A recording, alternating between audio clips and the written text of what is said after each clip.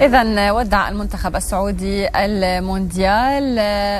نحكي أكثر عن اليوم، الأجواء كيف رح تكون؟ إن شاء الله بتكون الأجواء أحسن من الأمس. ينقلها لنا من قطر مراسلنا بديع بن جمعة المتواجد في سوق واقف. بديع،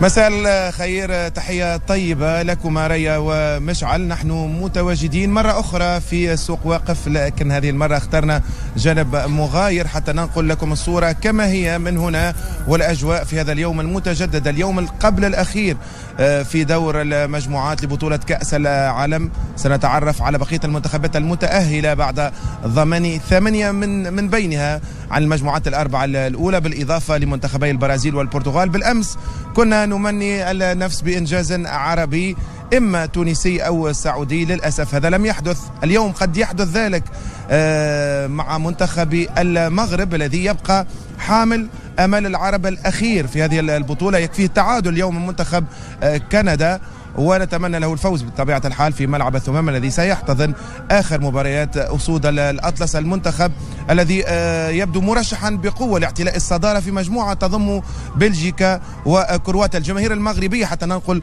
الصورة، ولاحقا سنكون في لقاءات مباشرة مع بعض منها، بدأت تتوافد على السوق هنا استعدادا للانتقال بعد ذلك إلى ملعب المباراة، كما هو حال بقية الجماهير الأخرى. جماهير يابانية قادمة بقوة في هذا السوق صباح اليوم، هذا إضافة إلى جماهير الكندية.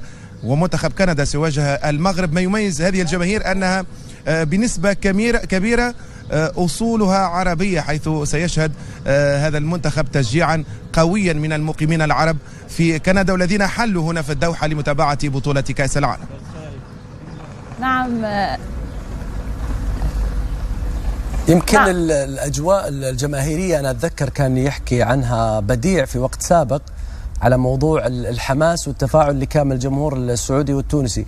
الآن يعني أكيد بمحبتنا المنتخب المغربي وأمنياتنا بتأهله، لكن نحتاج بقاء جمهور عربي يحلي الأجواء خلال الأدوار القادمة، فإن شاء الله فالهم التوفيق المنتخب المغربي، وأعتقد حماسهم دائما حاضر.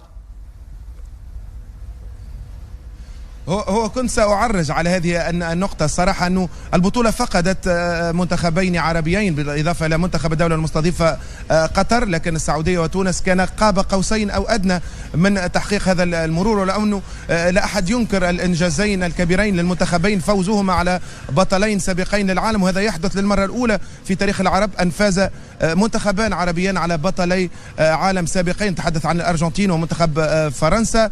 خروج المنتخبين سيحرمنا من تواجد الجماهير التونسية والسعودية التي أضفت أجواء احتفالية كبرى، لكن لابد أن نذكر أيضا أنه خروج الإكوادور والمكسيك يمكن اعتباره أنه صاحب أكثر الجماهير غير العربية في دوحة هنا في هذه البطولة، سيحرمنا من بعض الأجواء التي كنا نعيشها يوميا، سواء كان ذلك عبر دبي المونديال أو في مختلف البرامج المنقولة عبر مختلف قنوات دبي. شكرا لك بديع على هذه المعلومات وهذه نقل هذه الأجواء لنا. مش